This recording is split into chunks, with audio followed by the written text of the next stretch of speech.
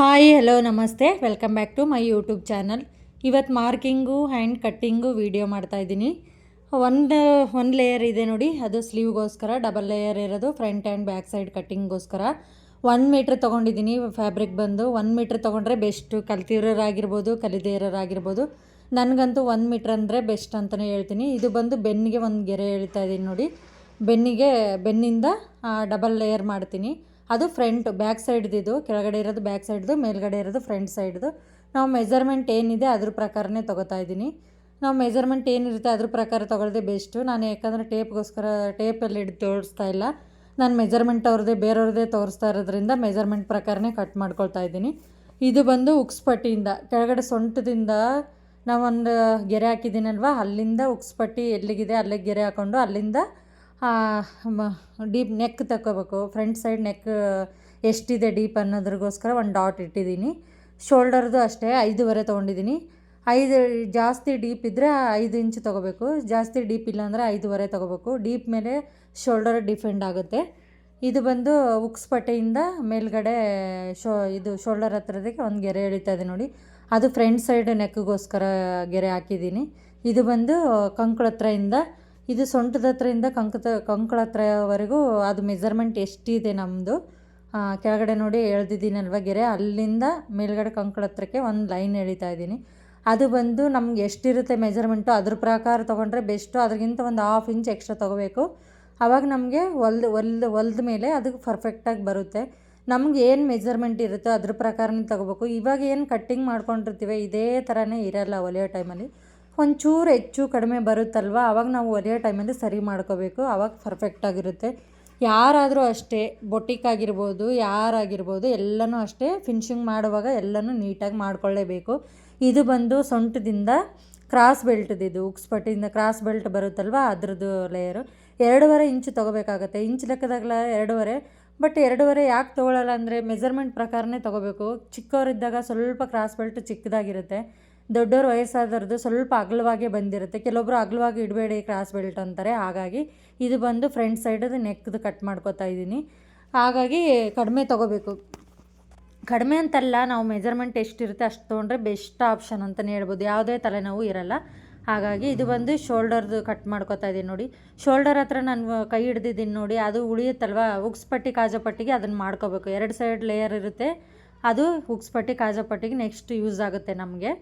ಇದು ಬಂದು ಕ್ರಾಸ್ ಬೆಲ್ಟ್ದು. ಇದು ಸೇಪ್ ಮಾತ್ರ ತುಂಬಾ ಇಂಪಾರ್ಟೆಂಟ್ಸ್ ಅಂತಲೇ ಹೇಳ್ಬೋದು. ಚೆಸ್ಟ್ದು ಇದು ಪ್ಲೇಟ್ಸ್ ಹಿಡಿಯುವಾಗೂ ಇಂಪಾರ್ಟೆಂಟ್ ಕೊಡಬೇಕು. ಇದು ಸೇಪ್ ಹಾಕುವಾಗಲೂ ಇಂಪಾರ್ಟೆನ್ಸ್ ಕೊಟ್ಟರೆ ಚೆಸ್ಟ್ ನೀಟಾಗಿ ಕೂತ್ಕೊಳ್ಳುತ್ತೆ, ಕಪ್ಸು ನೀಟಾಗಿ ಕೂತ್ಕೊಳ್ಳುತ್ತೆ. ಇಲ್ಲಾಂದರೆ ಏನಾಗುತ್ತೆ, ಅಪ್ಪಾಚಿ ಥರ ಕಾಣಿಸುತ್ತೆ.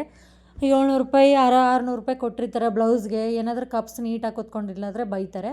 ಬ್ಯಾಕ್ ಸೈಡಿಂದ ಎಷ್ಟು ಡೀಪ್ ಇದೆ ನೆಕ್ಕು, ಆ ಡೀಪಿಗೆ ಒಂದು ಮಾರ್ಕ್ ಹಾಕೋತಾ ಇದ್ದೀನಿ. ಅಲ್ಲಿಂದ ಸೇಪ್ ತಗೋಣ. ಇದು ಬಂದು ಬ್ಯಾಕ್ ಸೈಡ್ದು. ಫ್ರಂಟ್ ಸೈಡ್ ಕಟ್ಟಿಂಗ್ ಆಯ್ತಲ್ವ, ಇದು ಬ್ಯಾಕ್ ಸೈಡ್ದು ಡೀಪ್ ನೆಕ್ದು ತೊಗೋತಾ ಇರೋದು. ರೌಂಡ್ ಸೇಪ ಇರೋದು. ನಾರ್ಮಲ್ ಬ್ಲೌಸ್ ಅಂದಮಾಗ ರೌಂಡ್ ಇರುತ್ತೆ, ಇಲ್ಲ ವಿ ಥರ ಇರುತ್ತೆ, ಅಷ್ಟೇ. ರೌಂಡ್ ಸೇಪೇ ತೆಗಿತಾ ಇದ್ದೀನಿ. ಎರಡೂ ಈಕ್ವಲಾಗಿ ತೊಗೊಂಡಿದ್ದೀನಿ ನಾನು. ಹಾಗಾಗಿ ಹೇಗೆ ಬರುತ್ತೆ ಅನ್ನೋ ಟೆನ್ಷನ್ ಅಂತ ತೊಗೋಬೇಡಿ. 16-17 ವರ್ಷದಿಂದ ಕಟ್ ಮಾಡ್ಕೊತಾ ಇದ್ದೀನಿ, ಹೊಲಿತಾ ಇದ್ದೀನಿ.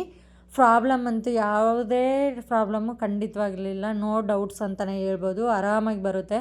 ಕೆಲವೊಬ್ಬರು ಫ್ರಂಟ್ ಸೈಡ್ದು ಸ್ವಲ್ಪ ಜಾಸ್ತಿ ತೊಗೊಂಡಿರ್ತಾರೆ, ಬ್ಯಾಕ್ ಸೈಡ್ದು ಸ್ವಲ್ಪ ಕಡಿಮೆ ತೊಗೊಂಡಿರ್ತಾರೆ ಬಟ್ಟೆ. ಡಾಟ್ಸ್ ಹಿಡಿದುವಾಗ ಪರ್ಫೆಕ್ಟಾಗಿ ಬರುತ್ತೆ ಅಂತ. ನಾನು ಖಂಡಿತವಾಗ್ಲೂ ಹಂಗೆ ತೊಗೊಳ್ಳಲ್ಲ, ಹೀಗೆ ತೊಗೊಂಡು ರೂಢಿ. ನಾನು ಹೇಗೆ ಹೊಲಿತೀನೋ ಹಾಗೆ ನಿಮಗೆ ತೋರಿಸ್ತಾ ಇದ್ದೀನಿ ನೋಡಿ.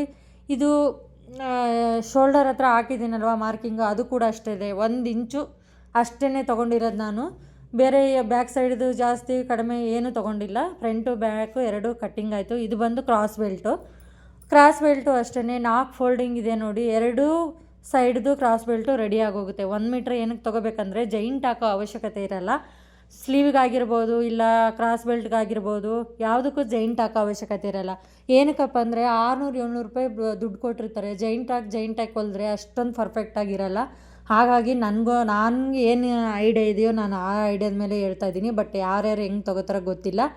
ಇದು ಬಂದು ಕ್ರಾಸ್ ಬೆಲ್ಟ್ ಕಟ್ಟಿಂಗ್ ಮಾಡ್ತಾಯಿದ್ದೀನಿ. ನಾನು ಮೆಜರ್ಮೆಂಟ್ ಏನಿದೆ ಅದೇ ಮೆಜರ್ಮೆಂಟಲ್ಲೇ ತೊಗೊಂಡು ಕಟ್ ಮಾಡ್ಕೊತಾ ಇದ್ದೀನಿ. 2 ಕ್ರಾಸ್ ಬೆಲ್ಟು ರೆಡಿ ಆಗೋಯ್ತು. 1 ಮೀಟ್ರೇ ಬೆಸ್ಟ್ ಆಪ್ಷನ್ ಅಂತ 70-80 ತೊಗೊಂಡು 1 ಮೀಟ್ರ್ ತೊಗೊಳೋದಕ್ಕೂ ಏನು ಮಹಾ ವ್ಯತ್ಯಾಸ ಇರಲ್ಲ, 5-10 ರೂಪಾಯಿ ಅಷ್ಟೇ ವ್ಯತ್ಯಾಸ ಇರುತ್ತೆ. ಹಾಗಾಗಿ ಹೇಳ್ತಾ ಇರೋದು. ಇದು ಬಂದು ಉಕ್ಸ್ ಪಟ್ಟಿ ಕಾಜೋ ಪಟ್ಟಿದು. ಇದು ನೋಡಿ ಕಂಕ್ಳ ಹತ್ರ ತೊಗೊಂಡಿದ್ನಲ್ವ, ಶೋಲ್ಡರಿಂದ ಉಳ್ದಿತ್ತಲ್ಲ ಆ ಬಟ್ಟೆಯಲ್ಲೇ 2 ಇದು ಉಕ್ಸ್ ಪಟ್ಟಿ ಕಾಜೋ ಪಟ್ಟಿ ರೆಡಿಯಾಗಿ ಹೋಗುತ್ತೆ ನಮಗೆ. 2.5 ಇಂಚು ಕಟ್ ಮಾಡಿಕೊಂಡ್ರೆ ಸಾಕು. ಇದು ಏನು ಹೊಲಿಯೋ ಟೈಮಲ್ಲಿ ನಾವು ಈಗ ಎಲ್ಲನೂ ಕಟ್ ಮಾಡ್ಕೊಂಡ ತಕ್ಷಣ ಡೈರೆಕ್ಟ್ ಹಿಂಗೆ ಹೊಲ್ದ್ಬಿಟ್ಟು ಹಿಂಗೆ ತೆಗಿಯೋಕ್ಕೆ ಆಗಲ್ಲ. ಯಾರಾದರೂ ಅಷ್ಟೇ, ಬೊಟ್ಟಿಕಲ್ಲೇ ಆಗಿರ್ಬೋದು, ಯಾರಾಗಿರ್ಬೋದು, ಎಲ್ಲನೂ ಅಷ್ಟೇ. ಹೊಲಿಯೋ ಟೈಮಲ್ಲಿ ಆಗಿರ್ಬೋದು, ಎಲ್ಲದರ ಟೈಮಲ್ಲೂ ಎಲ್ಲನೂ ಅಡ್ಜಸ್ಟ್ ಮಾಡ್ಕೋಬೇಕು. ನಾವು ಸ್ವಲ್ಪ ಏನಾದರೂ ಹೆಚ್ಚು ಕಡಿಮೆ ಸ್ಲೀವ್ ಅಟ್ಯಾಚ್ ಮಾಡುವಾಗ ಆಗಿರ್ಬೋದು, ಶೋಲ್ಡರ್ ಅಟ್ಯಾಚ್ ಮಾಡುವಾಗ ಆಗಿರೋದು ಹೆಚ್ಚು ಕಡಿಮೆ ಬಂದರೆ ಅದನ್ನು ಅಡ್ಜಸ್ಟ್ ಮಾಡ್ಕೋಬೇಕು. ಇದು 4 ಫೋಲ್ಡಿಂಗ್ ಮಾಡಿದ್ದೇನೆ ನೋಡಿ ಸ್ಲೀವ್. ಇದು 4 ಫೋಲ್ಡಿಂಗ್ ಮಾಡಿದ್ದೀನಲ್ಲ, 2 ಸ್ಲೀವ್ ರೆಡಿಯಾಗಿ ಹೋಗುತ್ತೆ ನಮಗೆ. ಇಲ್ಲಿ ಜೈಂಟ್ ಹಾಕೋ ಅವಶ್ಯಕತೆ ಇರಲ್ಲ ನೋಡಿ. ಸ್ಲೀವು ಕರೆಕ್ಟಾಗಿ ನಮ್ಗೆ ಎಷ್ಟರೇ ದಪ್ಪ ಇರಲಿ, 11 ಇಂಚು 10 ಇಂಚು ಇರಲಿ, ಜೈಂಟ್ ಹಾಕೋ ಅವಶ್ಯಕತೆ ಇರಲ್ಲ. ಹಾಗಾಗಿ 1 ಮೀಟ್ರ್ ತೊಗೊಂಡ್ರೆ ಬೆಸ್ಟ್ ಅಂತ ಇದು ಒಂದೇ ಉದ್ದೇಶಕ್ಕೆ ನಾನು ಅಂದಿರೋದು. ನಾವು ಎಷ್ಟೆಷ್ಟು ತೊಗೋತಾರೋ ಅವ್ರವ್ರ ಮೇಲೆ ಡಿಪೆಂಡು.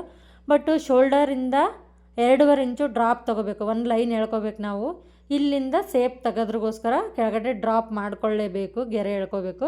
ಇಲ್ಲಿಂದ ನಮ್ಮ ಫಿಟ್ಟಿಂಗ್, ಸ್ಲೀವ್ ಫಿಟ್ಟಿಂಗ್ ಏನಿರುತ್ತೆ ನಮಗೆ ಟೈಟು, ಆ ಫಿಟ್ಟಿಂಗ್ ಅಳತೆಗೆ ಕರೆಕ್ಟಾಗಿ ಒಂದು ಡಾಟ್ ಇಟ್ಟು ಅದರಿಂದ 1 ಇಂಚು ಒಳಗಡೆ ಡಾಟ್ ಇಡಬೇಕು. ಒಂದು ಡಾಟ್ ಇಟ್ಬಿಟ್ಟು ಸೇಪ್ ತಗೋಬೇಕು. ನಾವು ಸೇಪ್ ತಗೋಕ್ಕೆ 1 ಇಂಚು ಒಳಗಡೆ ಡ್ರಾಪ್ ಮಾಡ್ಕೊಂಡಿರೋದು. ಇದು ಫ್ರಂಟ್ ಸೈಡ್ಗೋಸ್ಕರ ಒಳಗಡೆದು, ಬ್ಯಾಕ್ ಸೈಡ್ಗೋಸ್ಕರ ಹೊರಗಡೆದು. 1/2 ಇಂಚ್ ಹೊರಗಡೆ ಏನಕ್ಕೆ ತೊಗೊಂಡಿದ್ದೀವಿ ಬ್ಯಾಕ್ ಸೈಡ್ ಅಂದರೆ, ಕೈ ಮುಂದೆ ಹಿಂದೆ ಮಾಡಿದಾಗ ಪರ್ಫೆಕ್ಟಾಗಿ ಕೂತ್ಕೊಳ್ಳುತ್ತೆ. ಜಾಸ್ತಿ ಬ್ಯಾಕ್ ಸೈಡಲ್ಲಿ ಜಾಸ್ತಿ ಬಟ್ಟೆ ಇರಬೇಕು, ಫ್ರಂಟ್ ಸೈಡಲ್ಲಿ ಕಡಿಮೆ ಇರಬೇಕು. ಅದು ಏನಕ್ಕೆ ನಾನು ಅಲ್ಲಿ ತೊಗೊಳ್ಳಿಲ್ಲ ಬಟ್ಟೆ ಹೆಚ್ಚು ಕಡಿಮೆ ಫ್ರಂಟು ಬ್ಯಾಕಲ್ಲಿ ಅಂದರೆ ಇದೇ ಉದ್ದೇಶಕ್ಕೆ. ಫ್ರಂಟ್ ಸೈಡಲ್ಲಿ ಡಾಟ್ ಹಿಡಿದಾಗ ಕಡಿಮೆ ಫ್ಯಾಬ್ರಿಕ್ ಬಂದೇ ಬರುತ್ತೆ. ಬ್ಯಾಕ್ ಸೈಡಲ್ಲಿ ಯಾವ ಡಾಟ್ಸ್ ಇರಲ್ವಲ್ಲ, ಅದು ಪರ್ಫೆಕ್ಟಾಗಿ ನಾವು ಏನು ಕಟ್ಟಿಂಗ್ ಮಾಡ್ಕೊತೀವಿ ಅಷ್ಟೇ ಬಟ್ಟೆ ಉಳಿದಿರುತ್ತೆ. ಹಾಗಾಗಿ ನಾನು ತೊಗೊಂಡಿಲ್ಲ. ನಾನು ಈಗೇ ತೊಗೊಳ್ಳೋದು. ಪರ್ಫೆಕ್ಟಾಗಿ ಬರುತ್ತೆ, ಯಾವುದೇ ನೋ ಡೌಟ್ಸ್ ಅಂತಲೇ ಹೇಳ್ತೀನಿ. ಸೂಪರಾಗಿ ಬರುತ್ತೆ. ಬ್ಲೌಸ್ಗಿರೋ ಡಿಮ್ಯಾಂಡ್ಗಂತೂ ಯಾರಿಗೂ ಇಲ್ಲ ಅಂತ ಹೇಳ್ತೀನಿ. ಟೈಲರ್ಗಳಿಗಿರೋ ಡಿಮ್ಯಾಂಡು ಇನ್ಯಾರಿಗೂ ಇಲ್ಲ ನನ್ನ ಪ್ರಕಾರ. ತುಂಬಾ ರೇಟ್ ಇದೆ.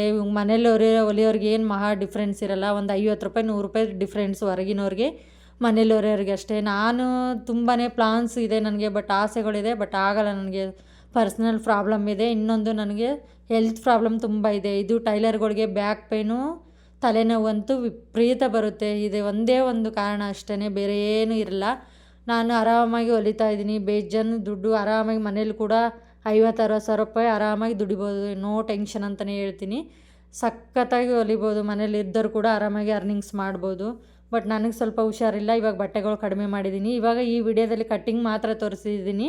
ನೆಕ್ಸ್ಟ್ ವಿಡಿಯೋದಲ್ಲಿ ಸ್ಟಿಚಿಂಗ್ ತೋರಿಸ್ತೀನಿ. ಆವಾಗ ಐಡಿಯಾ ತುಂಬಾ ಚೆನ್ನಾಗಿ ಬರುತ್ತೆ. ಏನಾದರೂ ಡಿಫ್ರೆನ್ಸ್ ಇದ್ದರೆ ಮುಂದಿನ ವಿಡಿಯೋದಲ್ಲೇ ಸರಿ ಮಾಡ್ಕೋತೀನಿ.